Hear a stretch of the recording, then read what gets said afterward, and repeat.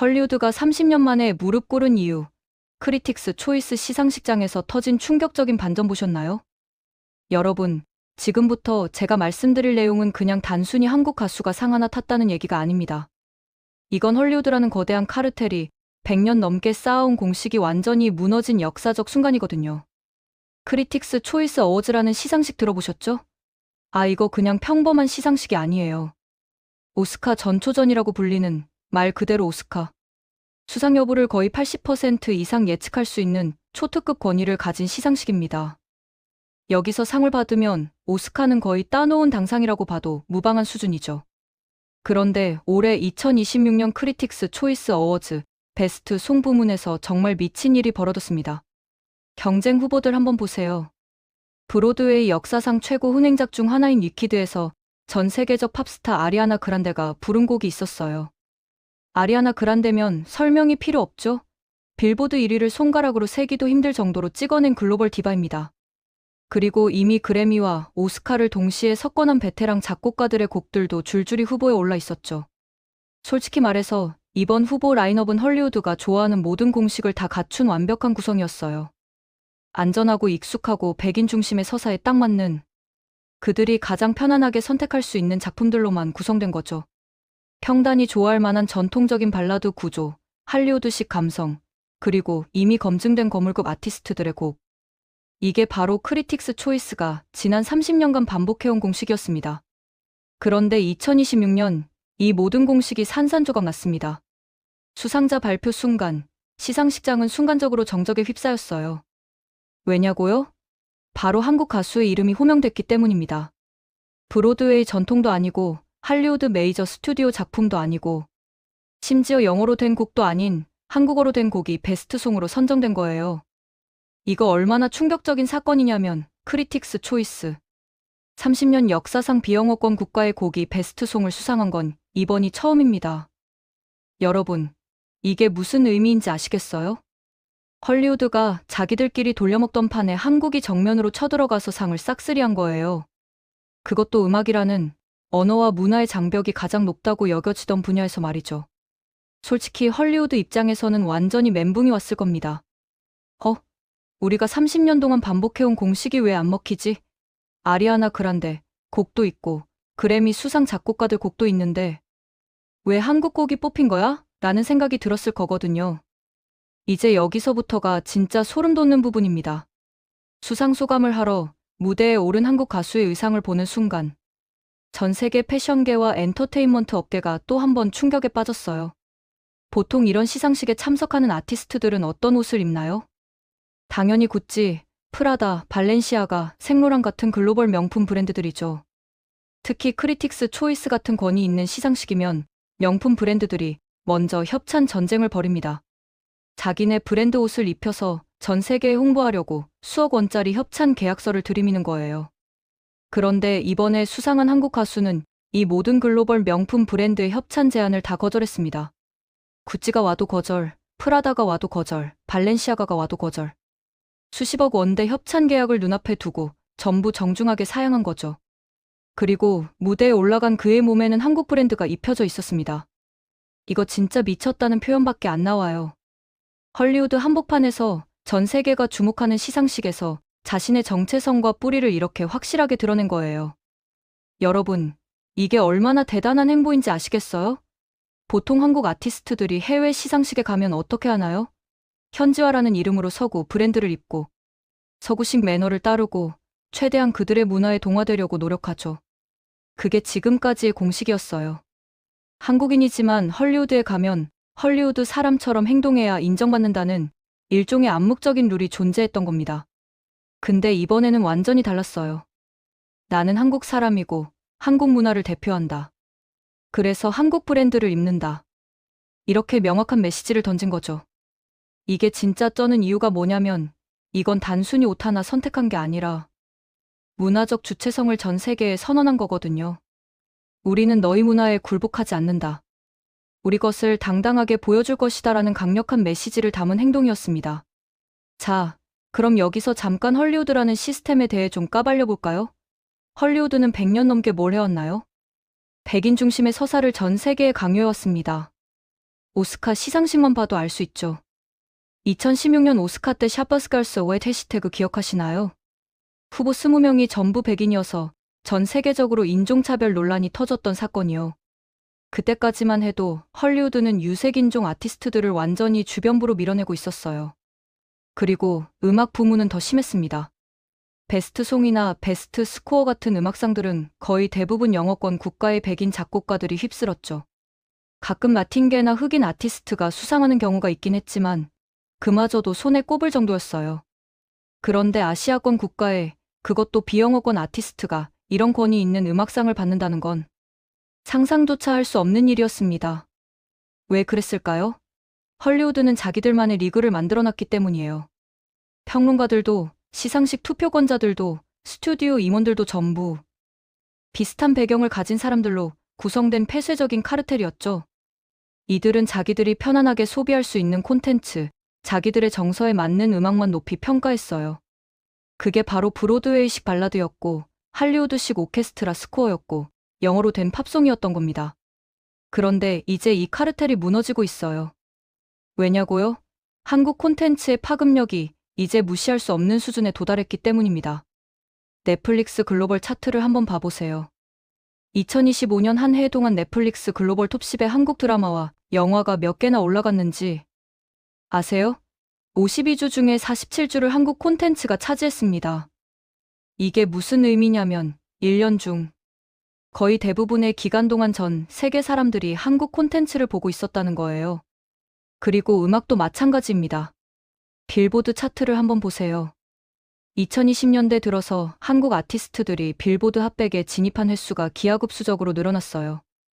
BTS는 이미 빌보드 1위를 여러 번 찍었고, 블랙핑크는 코첼라 헤드라이너로 서면서 K-팝의 위상을 완전히 다른 레벨로 끌어올렸죠.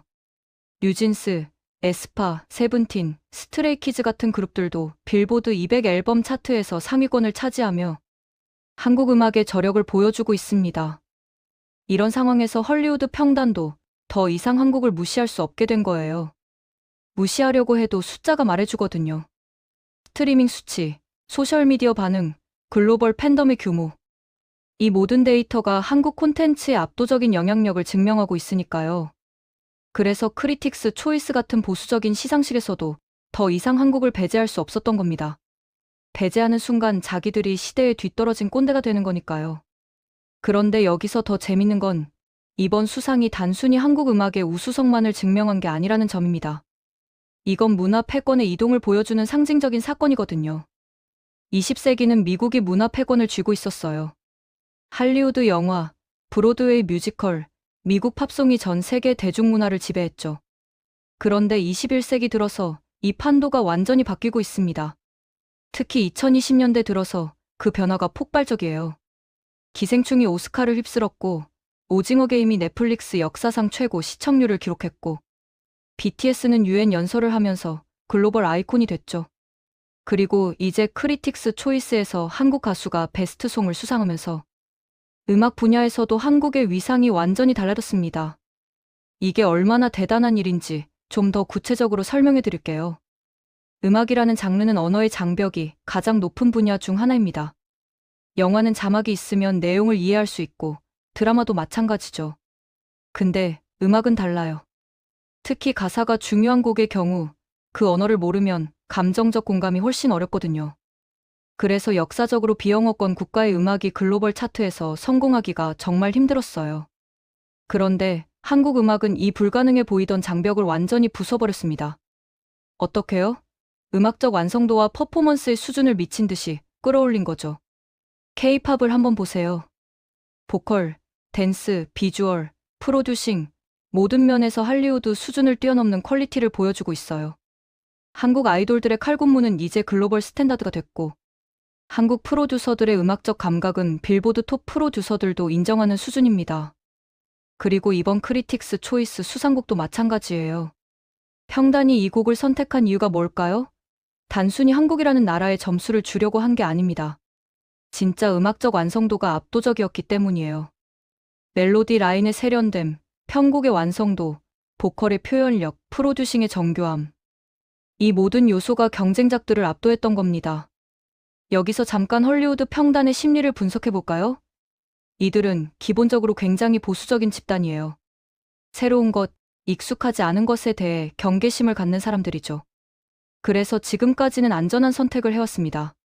브로드웨이 뮤지컬 곡, 할리우드 메이저 스튜디오 사운드 트랙, 이미 검증된 아티스트의 곡. 이런 선택지들이 그들에게는 가장 편안했던 거예요. 그런데 이번에는 달랐어요. 왜 그들이 한국 곡을 선택했을까요? 이유는 간단합니다. 더 이상 무시할 수 없을 만큼 압도적이었기 때문이죠. 음악적 완성도가 너무 뛰어나서 이걸 선택하지 않으면 자기들이 음악을 모르는 사람들로 보일 수밖에 없었던 겁니다. 평론가로서의 자존심이 걸린 문제였던 거예요. 그리고 여기에 하나 더 중요한 요소가 있습니다. 바로 글로벌 팬덤의 힘이에요. 한국 음악은 단순히 음악적 완성도만 높은 게 아니라 그 뒤에 엄청난 규모의 팬덤이 받쳐주고 있거든요. 소셜미디어에서 한국 음악 팬들의 영향력은 상상을 초월해요. 트위터, 인스타그램, 틱톡, 유튜브 모든 플랫폼에서 한국 음악 관련 콘텐츠가 바이럴되고 있죠. 크리틱스 초이스 같은 시상식도 이제는 이런 소셜미디어 반응을 무시할 수 없어요. 왜냐하면 시상식 자체의 영향력과 권위도 결국 대중의 관심에서 나오는 거니까요. 만약 평단이 대중의 흐름을 완전히 무시하고 자기들끼리만 상을 주고받는다면 시상식 자체가 의미를 잃어버리죠. 그래서 이번에 한국 곡을 선택한 건 어쩌면 평단이 시대의 흐름을 읽고 현명한 선택을 한 거라고도 볼 수 있습니다. 자, 이제 다시 시상식장 그 감격의 순간으로 돌아가 볼까요? 한국 가수가 무대에 올라가서 수상 소감을 말하는 장면. 그 순간 전 세계 한국인들의 가슴이 얼마나 뜨거웠을지 상상이 되시나요?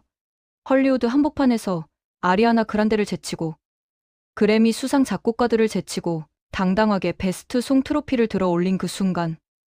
이건 단순히 한 개인의 영광이 아니라 한국 대중음악 역사에 길이 남을 역사적인 순간이었던 겁니다. 그리고 한국 브랜드를 입고 등장한 그 모습은 문화적 자긍심이 뭔지를 전 세계에 보여준 순간이었어요. 나는 한국 사람이고 한국 문화를 대표한다. 그래서 한국 것을 입는다. 이렇게 당당하게 자신의 정체성을 드러낸 거죠. 이게 진짜 멋있는 이유가 뭐냐면 이건 문화적 사대주의에 대한 강력한 반박이거든요. 지금까지 한국 사회는 어땠나요? 서구 것은 무조건 좋고 우리 것은 촌스럽다는 인식이 만연했었죠. 명품 브랜드를 입어야 세련되고 영어를 써야 고급스럽다는 생각이 있었어요. 그래서 한국 아티스트들도 해외에 나가면 최대한 서구화된 모습을 보여주려고 했었죠. 근데 이제는 완전히 달라졌습니다. 한국 것이 쿨하고 한국 것이 트렌디하고 한국 것이 글로벌 스탠다드가 되고 있어요. 이번 크리틱스 초이스 사건은 이런 변화를 상징적으로 보여주는 사건이에요.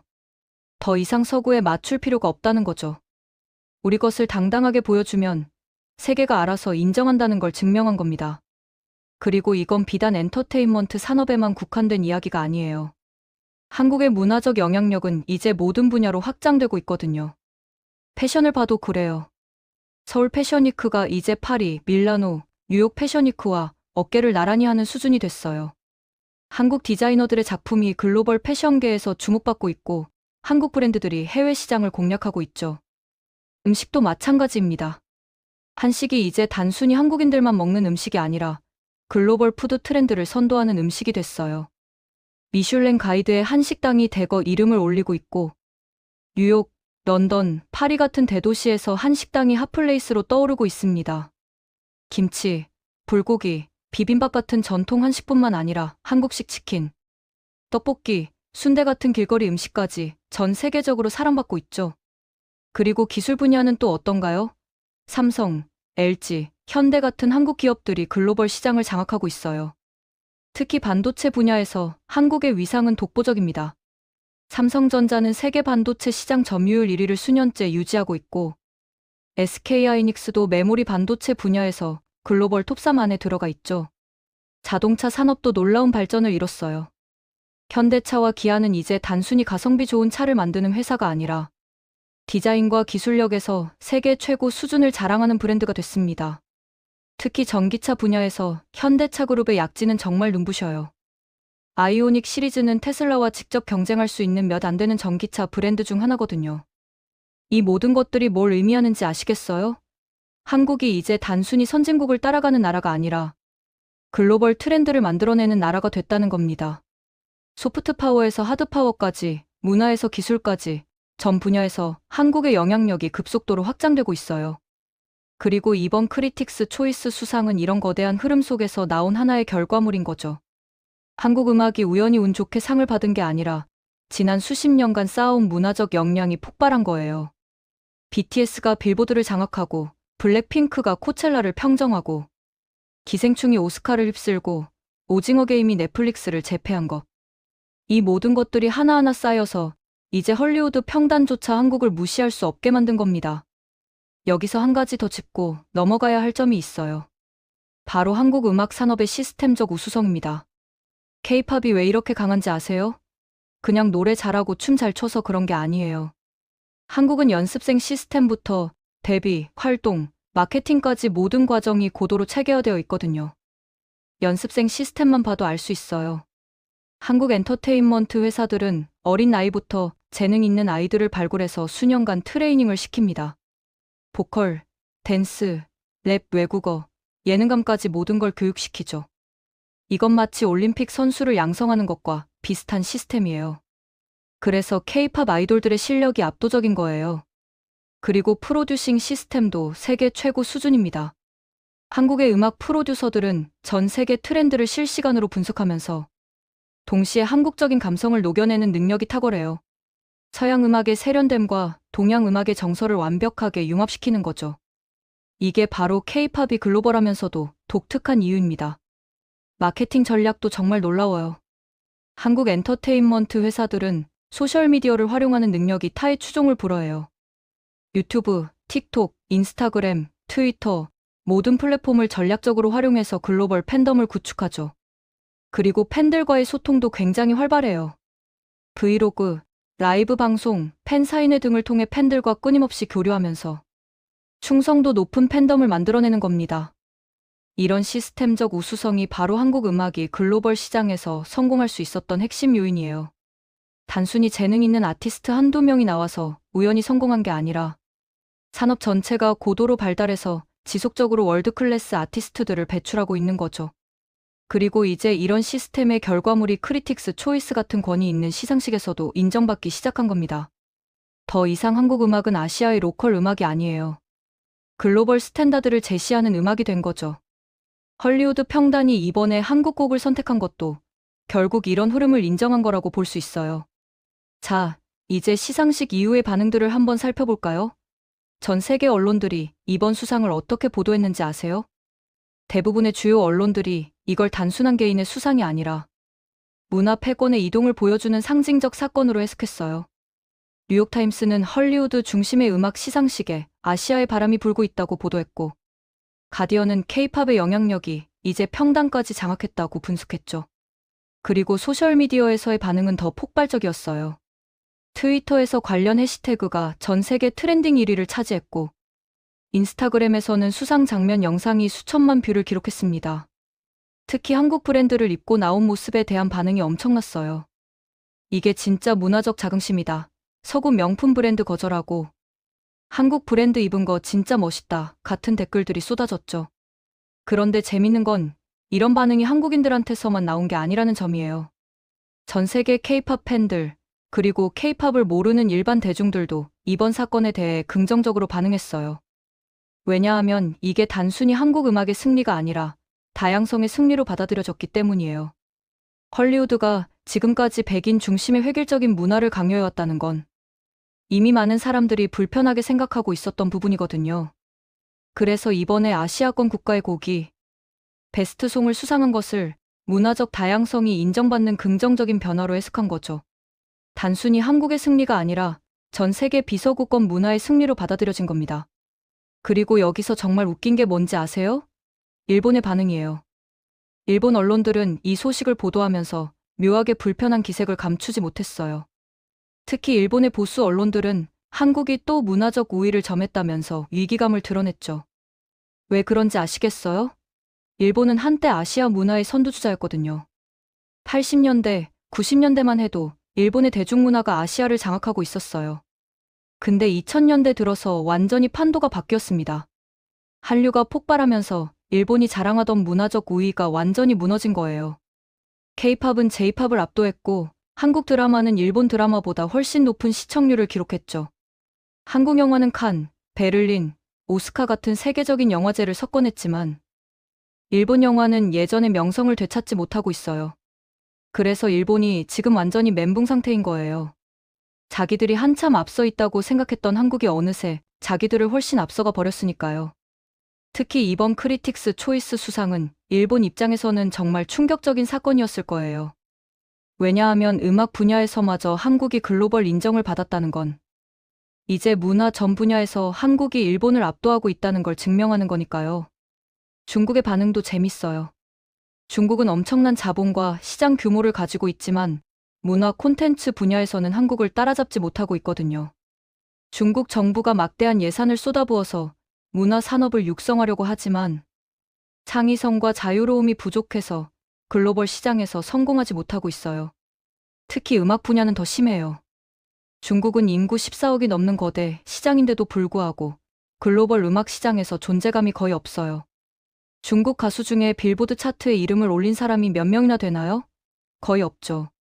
반면 한국은 인구 5천만밖에 안 되는 작은 나라인데도 빌보드를 장악하고 크리틱스 초이스를 제패하고 있어요. 이게 중국 입장에서는 엄청난 열패감을 느끼게 만드는 부분이에요. 재밌게 보셨다면 구독과 좋아요, 알림 설정 부탁드립니다.